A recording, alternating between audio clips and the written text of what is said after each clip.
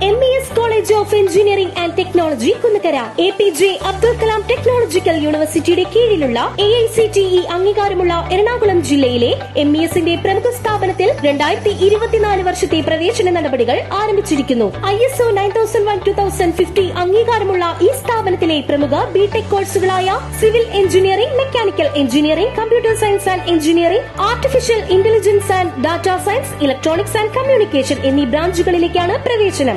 വിദ്യാർത്ഥികൾക്ക് college bus ഉപയോഗം തികച്ചും സൗജന്യമായിരിക്കും. MES മാനേജ്മെന്റിന്റെ കീഴിലായതിനാൽ വളരെയധികം ക്യാമ്പസ് റിക്രൂട്ട്മെന്റ് നടക്കുന്നു. സാമ്പത്തികമായി പിന്നോക്കം നിൽക്കുന്ന പെൺകുട്ടികൾക്ക് ഹോസ്റ്റൽ താമസവും ഭക്ഷണം തികച്ചും സൗജന്യം. ഉയർന്ന മാർക്കുള്ള വിദ്യാർത്ഥികൾക്ക് MES സ്കോളർഷിപ്പുകൾ നൽകുന്നു. അഡ്മിഷന് വേണ്ടി ബന്ധപ്പെടേണ്ട നമ്പറുകൾ: ഫോൺ 9444781611, 8089921675. SMHSS ചെറായി NSS യൂണിറ്റിന്റെ നേതൃത്വത്തിൽ രക്തദാന ക്യാമ്പ് സംഘടിപ്പിച്ചു.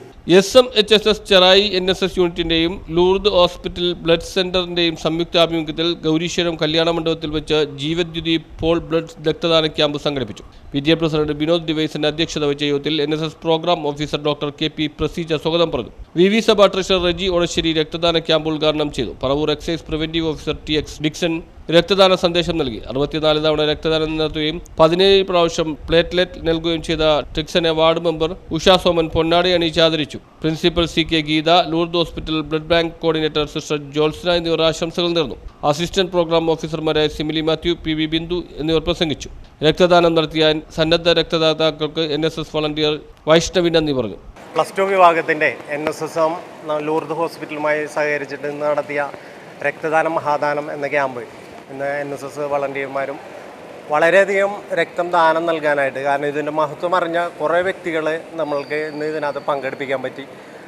ഇതിന് മാനേജ്മെൻറ്റിൻ്റെ ഭാഗത്തു നിന്നാണ് നമുക്ക് ഈ ഒരു ഓഡിറ്റോറിയം ഒഴിഞ്ഞു കിട്ടിയത്.